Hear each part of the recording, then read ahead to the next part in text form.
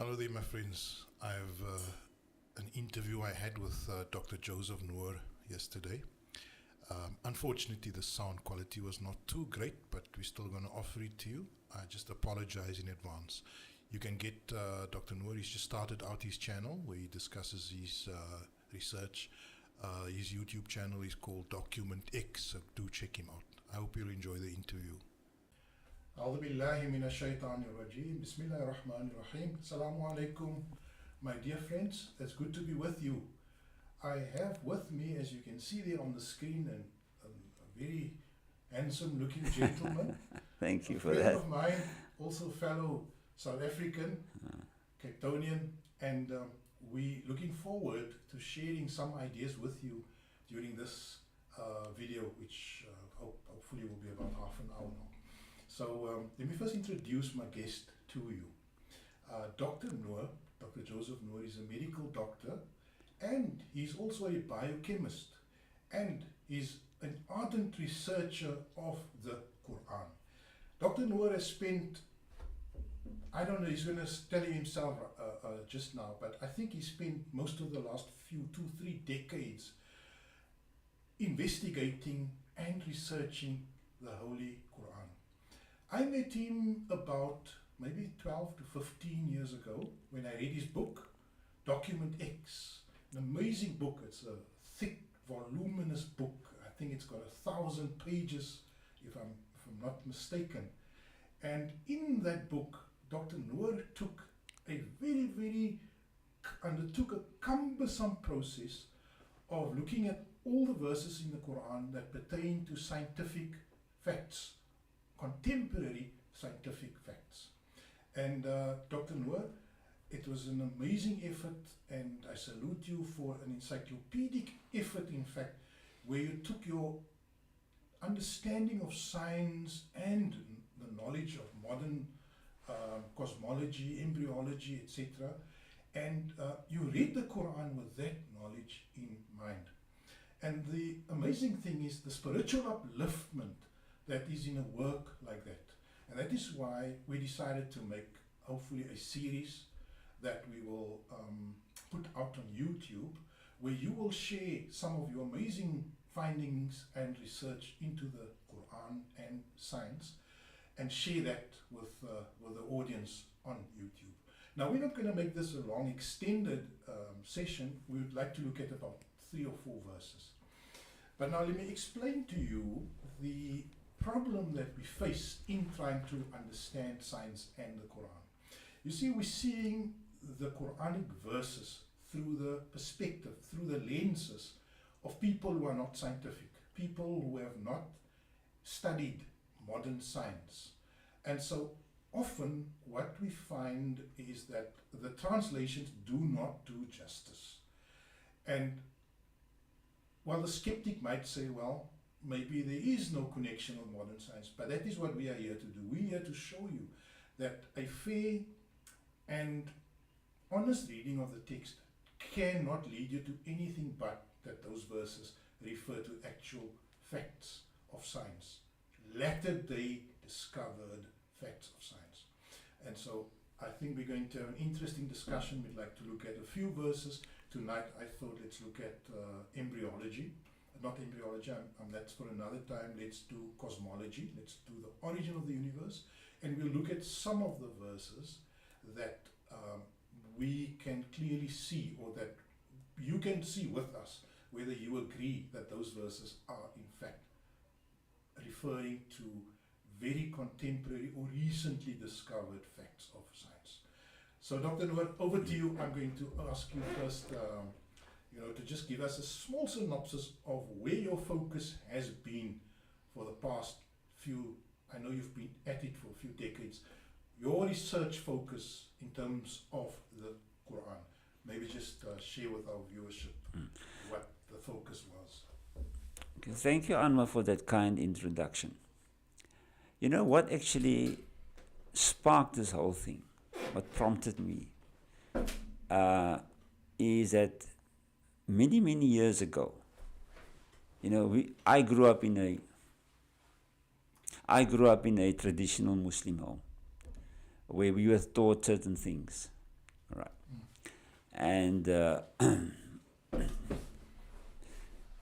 and what happened is, to cut a long story short, is that when I started, in secondary school, I think that's called high school,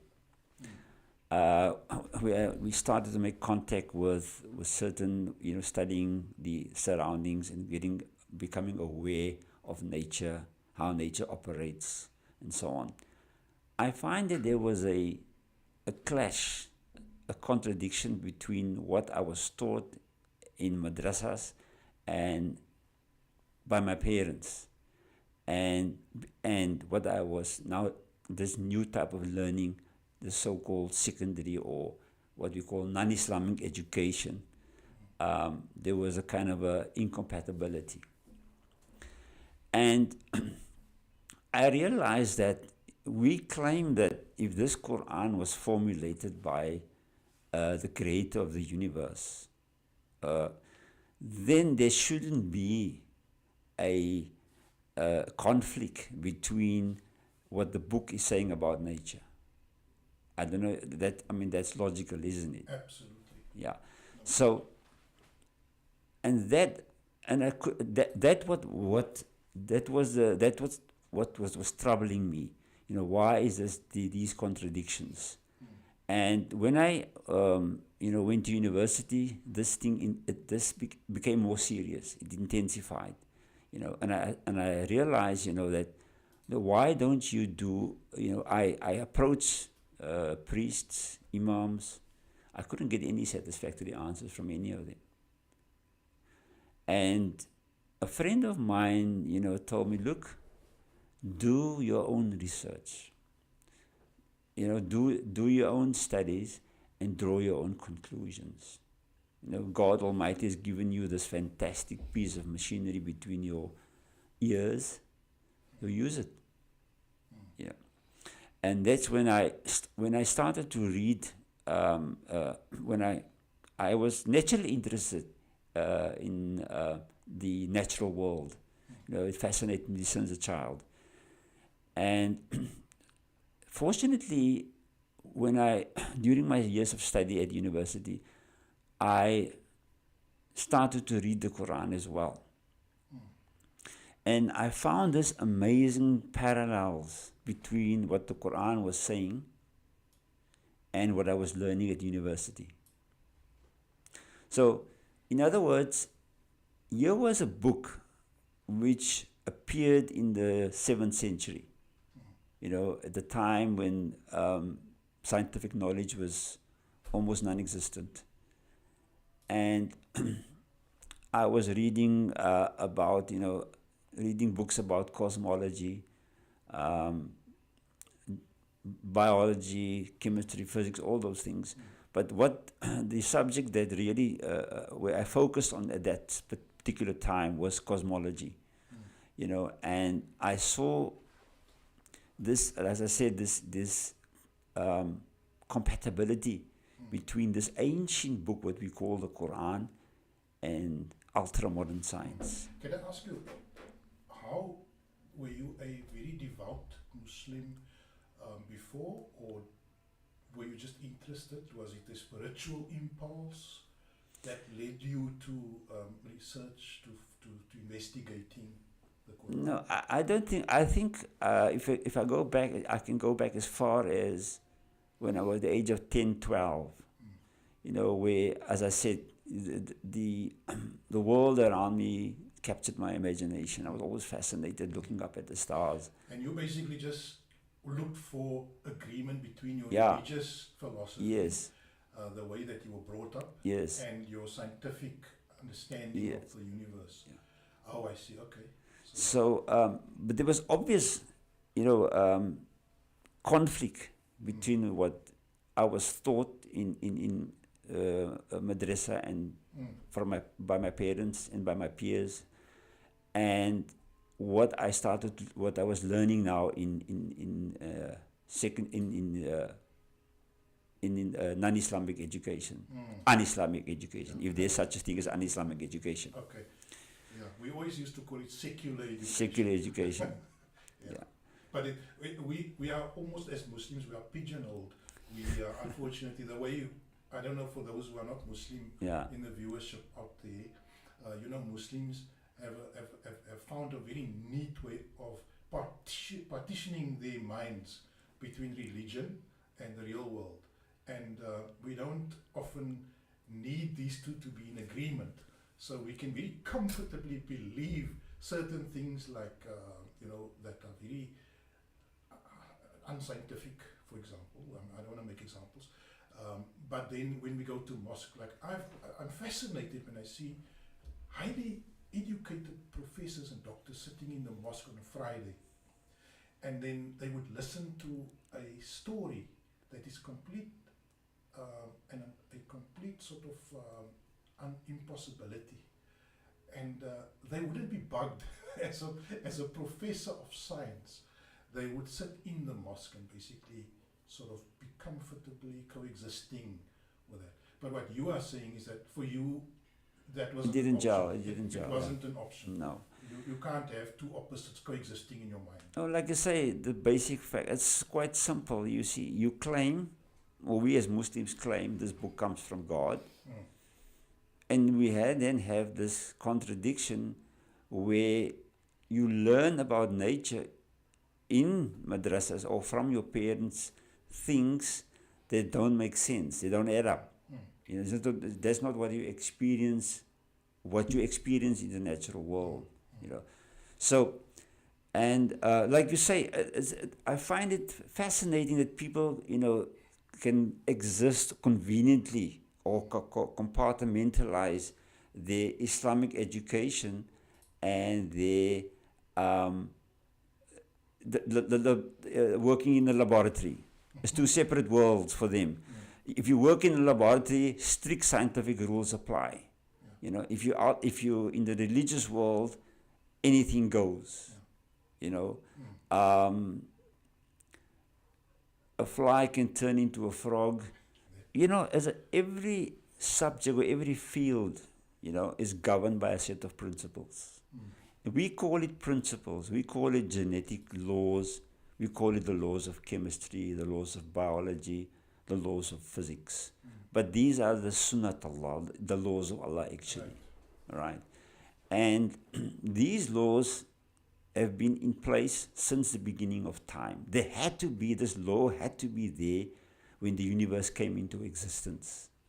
Because of these laws that we can go back 14 billion years when the universe erupted into existence, and we can reconstruct so that we can reconstruct the sequence of events what transpired in the first 3 minutes after Allah gave the order of creation, where Allah says what we say kun fayakun. Now Doc, let me come to that.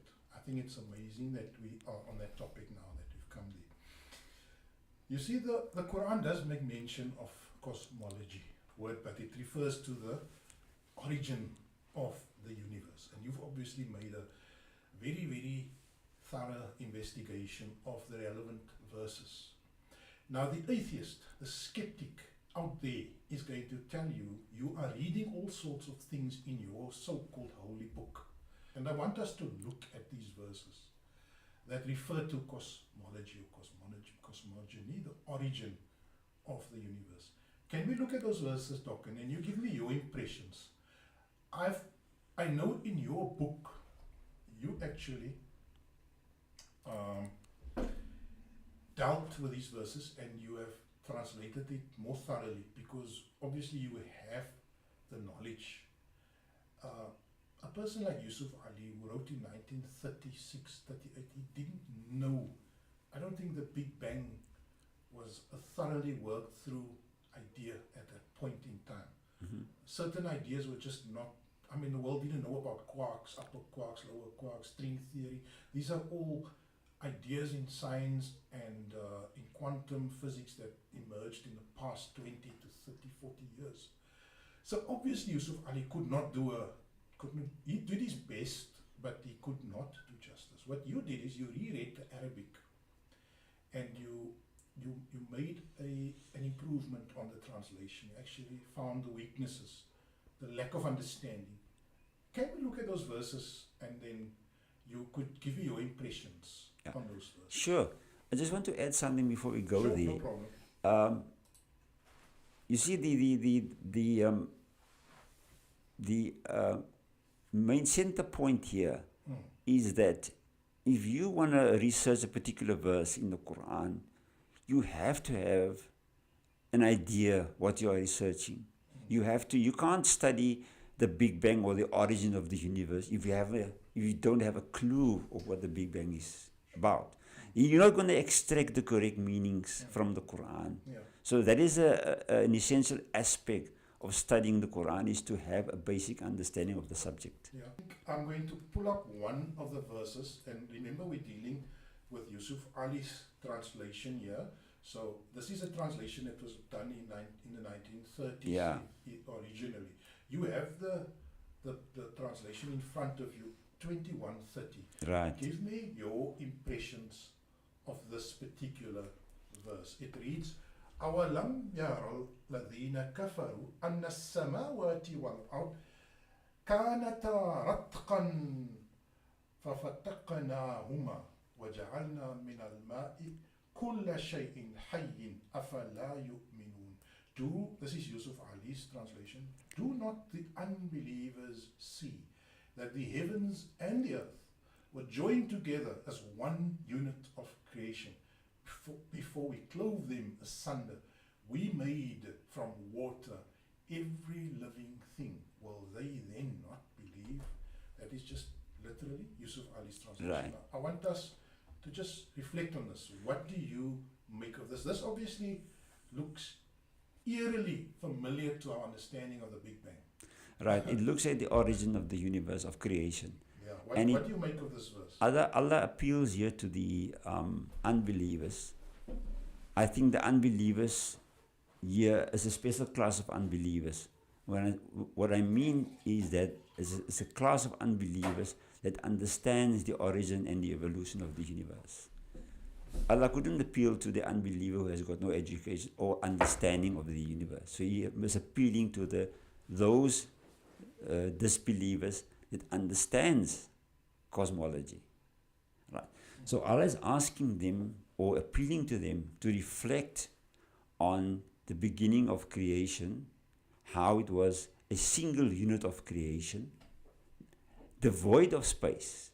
Listen to what I'm saying now. The void of space, which is not in there, closed up, which we then parted, creating space and time. Now, I see the word ratqan. And fatkun, those are the key words in there. Wow, how do you translate that word? Ratqan means anna samawati wal ard kanata ratqan. The universe, the heavens and the earth, the two of them were ratqan. What does that mean? It means closed up, joined together as a single unit, and with no space. Now you can see that phrase is missing there, that no space. Right? So the word ratqan actually means closed up with no space. That's it. Closed up with no space and joined together. Oh. Then comes the word fatkun, which means now, and we opened it up. Now, yes, we have this closed up entity, which we call the singularity in scientific jargon, which then God opens up. And as this singularity is opened up, space comes into existence. And the cosmic clock starts to tick. So you reckon, from your knowledge of science, your pre-knowledge that you have, that adequately or eloquently describes the point existence that precedes the coming into being of the entire universe. This word ratqan, as you say in Arabic, meaning something that has no space, that is sealed up. Closed up. Closed up. So that is the Arabic word for ratqan. And then fataqa. Fataqa, the next word, fataqna.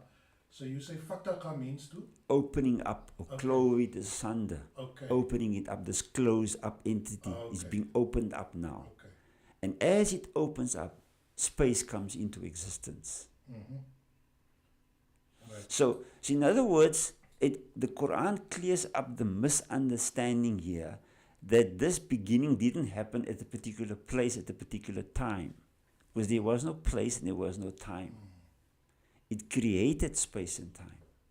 So it clears up that misunderstanding, which is a common misunderstanding. People think intuitively that this happened somewhere. It happened everywhere. So let's quickly look at another verse. I think that verse, there's very little left to the imagination. I mean, this almost like exactly. You can go into quite detail about this Yeah. verse.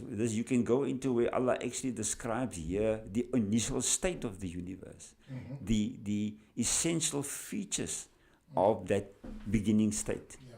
But we can But elaborate. This verse, I don't think there's a lot of skeptics that can say that this does not look like the Big Bang. I mean, look at the words they do. The unbelievers, in other words, the atheists, those who are not accepting the word of God, do they not see that do they not themselves see that the heavens, it's almost like a challenge. Challenge, yeah. You know, can you not see in this, how long ago was the Big Bang theory discovered? I think it was actually confirmed in the 1920s by an astronomer called Edwin Hubble. Really? Which realized that the galaxies were flying apart from each other. Now, what is a man sitting in the desert in the year 610 well, speaking about the heavens and the earth being closed up, being uh, joined together, being closed up, absence of space, the coming into being of space, the ticking of the cosmic clock. What is, and a guy like Einstein at that time, who was the greatest physician at that time, believed in a static universe. He believed, so if you could say that maybe the Prophet copied maybe from somebody, you know. I'm trying to see, I'm trying to play devil's advocate here, and I'm trying to say, what else could he have meant, subhanAllah, let's say with a primitive mind. Yes, exactly. What else could he have meant when he looked up into the sky, if he made this up and make the statement and said, this earth and all those stars there were once upon a time all together in one unit. It's very hard to think that. And then comes the next shock. There's no space. Then comes the next shock. It's closed up. So I think that this particular verse is amazing. It's a miraculous verse. All I can say is that the knowledge should not be around in that time. Now the old tafsirs, I wonder what they made of this verse. If you maybe, like, if you look back 1,000 years to the pre-modern, I don't know. Some guys were quite advanced, I must say. Some guys spoke about the early universe being a sort of gaseous ball. A ball of gas. Talking about ancient. I'm talking about like what's the guy's name? Zamakshari. There's some. So they had some idea that this came from some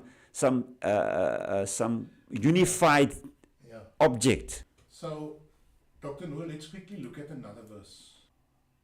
Right. So 51:47. With power and skill, they be construct the firmament. For it is we who create the vastness of space. وَالسَّمَاءَ بَنَيْنَاهَا بِأَيْدٍ وَإِنَّا لَمُوسِعُونَ. Right. What is your understanding of this verse? Yeah, Allah is saying that the origin of the universe. So let me give my translation. Look at that verse there. Right now, my translation goes something like this: with power, skill, and energy, did we lay the foundations of the universe according to specified conditions, and certainly we are steadily expanding it. Musi'un. Awsa'a means to make wider. Right. To enlarge. I know that word, yes. Yeah, to enlarge. Yeah. So he said vastness of, which is incorrect actually. But maybe he didn't understand. You see, that's what I'm saying. Right. He didn't understand the the facts behind the subject. So that's why he couldn't what does Musi'un mean, to make bigger, to make larger. So he didn't have a clue what that means. Okay. So yeah, So the translation here is what you're saying is actually not doing justice. not at all. Because I mean, Yusuf Ali in 1930 he didn't have a clue as to that the universe is expanding. But here it says we do actually expand it. Yeah, we're expanding it. The power, the skill, and the word energy also comes in there. You know, Okay. energy according to specified conditions. So Allah, there was a plan, a plan here. In other words, it wasn't just a kun fayakun in the traditional understanding. Right. It was a grand formula for creation here. That I planned this thing according to certain conditions. And scientists have unraveled these conditions. Like this expansion, for example, had to be at the particular speed as the universe opened up. Recall the first verse which we said in Allah, we opened it up. Fatkun, we opened it up. So Allah, so expanding, the specified conditions is the expansion was at a particular rate. But now you have this closed up mass. Think about that first verse, which is exercising a colossal inward gravitational pull. So now you have the universe is now being expanded, and gravity is pulling it inwards. So there's two opposing forces acting now, right? Just get that picture in your mind. There's this. Allah is now opening up. Is applying an anti-gravitational force now to open it up, because gravity is keeping it closed, right? So Allah applies an anti-gravitational force to overpower the inward gravitational pull, so that the universe can now open up and expand, right? So, and if you look at gravity, we see gravity as being attractive, right? So gravity came into being almost immediately. Immediately, yeah. It was, yeah. Yeah. So, all these things is being discussed in the Quran. The Quran gives you a complete picture of how the universe started. But let's concentrate now. I just want to concentrate on the specified conditions, which is completely absent there. The specified conditions is the expansion rate and the inward gravitational pull. Now Allah had to put values to these parameters. And so much so that Stephen Hawking, I don't know if you heard, the guy, he's passed on now, one of the greatest modern scientists. He calculated, listen to this now, he calculated that had the expansion, the outward expansion, of 1 minute after the Big Bang, had it been slower by 1 part in 100,000 trillion, had it been slower by, the universe would have collapsed immediately. Opening up, collapsing. Had it been faster, 1 minute after the Big Bang, by 1 in a million, it would have expanded too fast. And stars and galaxies would not form. And we would not have this conversation here. So, all right, so now, so we have these exquisite fine-tuning. That's why Allah says according to specified conditions. Had the one been faster or slower, so it's almost like these parameters were in the Goldilocks zone. Not too hot, not too cold. Yeah. Let's look at another verse, though. The last one we're going to discuss, Let's quickly think. 41, 10, 11. 41, 10 and 11. There we go. Moreover, he comprehended in his design the sky, and it had been as smoke is said to it and to the earth. Come you together, willingly or unwillingly. They said, we do come together in Okay, we can willing stop there. obedience. Now, so what Allah is saying there, now this is happening about a few 100,000 years after the creation event. You must remember the universe is 14 billion years old. Now this is the very early stages there, which Allah is describing. He's describing the word dukhan, there's the key word, which means smoke-like, but I don't like the words. It also means vapor, gaseous. Yes. warm, Yes. and misty. And that is exactly what the early universe looked like. It was like if you were an observer at that time, you would have seen a misty picture of the universe. It was gaseous because there was only hydrogen and helium at that time. There was no gold, silver, iron, calcium. Those things weren't there. The universe was entirely gaseous.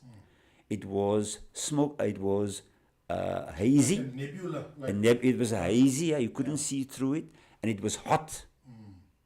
Right? Exactly what it. So Dukhan accurately describes the primordial universe at that stage of development. Hot, hazy, gaseous. Wow. And I mean, is there any other way of understanding this here? Moreover, it had been as smoke. So the sky had been as smoke. Yeah. So So you the look at sky, that, if you look at the context there, the sky, he actually, what Allah is saying, moreover, he applies his design to the primordial universe. That is the early universe, Allah, the sky. The sky is a vague term, the sky, you look up in the sky. We're not talking about the sky, we're talking about the early universe. Space, basically. The early universe. Existing space. Yeah, what we call the cosmic dark ages, where there were no stars and planets and galaxies. We just had a cloud of hydrogen and helium gas, which you couldn't see through it. It was misty, it was hot. That was that. And then gravity started to act and bring these things together, and then you have the formation. So these nebula, they basically coagulate, or they And consolidate into like protoplanets, protostars, and they combine, and that is how planets are born. And this took, we're talking here about hundreds of thousands, or if not millions of years. You mustn't think it was just smoke, and then there's gravity doing the job, and there's the earth, and there's this and that. It's an evolutionary process. Very, very. Now, Doc, let me just raise another point, because I've worked on translating the word sama. Yeah. And unfortunately, the word sama can be translated as space, it can be translated as the sky, and it can be translated as heaven. The Quran does say, "Afala ta'qilun," you need to think and ponder carefully. Now, here, for example, I would say the word sky here would mean space. Because space, the primordial universe is basically lacking in planets. Yeah, stars. lacking in It's basically space with a smoke. Yeah. A smoky space. Yeah. Is that what? So you need to translate it, the word sama here. Obviously, this is not the sama that Allah speaks about when He says it rains from the sama. Now, exactly. You're touching on you're hitting the hammer on the nail here, because, like you say, sama can mean space, right? But it can mean any region of space. But Allah always specifies what particular region of space is being referred to. The one you said now in chapter 2, verse 22, where Allah speaks about the sama, He speaks about being a structure. It's a structure, and He sends rain down from that structure, and it's a protective canopy.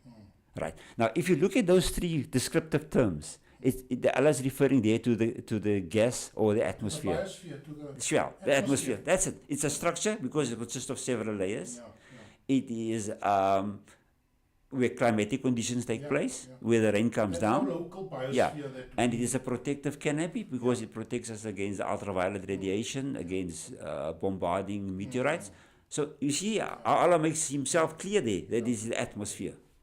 I get excited, I get worked up, when I talk about when you read the Quran and you read the book and you read these scientific verses, it's the Creator communicating. You're communicating with your Creator. Isn't that amazing? Absolutely. Isn't that a thrill? Absolutely. This has been very spiritually uplifting to see the words of Allah, how it actually refers to latter-day, contemporary scientific discoveries, and I think it strengthens one's commitment to Allah. So any final words from you, Doc, and then we're going to sign off. Yeah, I think, this is one way of getting closer to Allah. You must remember, there's almost 700 scientific verses in the Quran. Now, why would the Creator deem it fit to include in his holy book 700 verses pertaining to science. Wow, that's a It lot must of be. data. It must be of the utmost importance. Yeah. So, if you read the Quran, then you realize the type of being we're dealing with. And if you don't read the Quran, you're going to deprive yourself of that knowledge. Absolutely. It's been fantastic. I hope you've enjoyed it, my dear friends out there. So let's see if we can do this on a fairly regular basis. We don't have any commitment yet from Doc, but I'm looking forward to having another similar discussion, maybe tackle another topic from the Quran. So for now, Assalamu alaikum wa rahmatullahi wa barakatuh. Wa alaikum salam.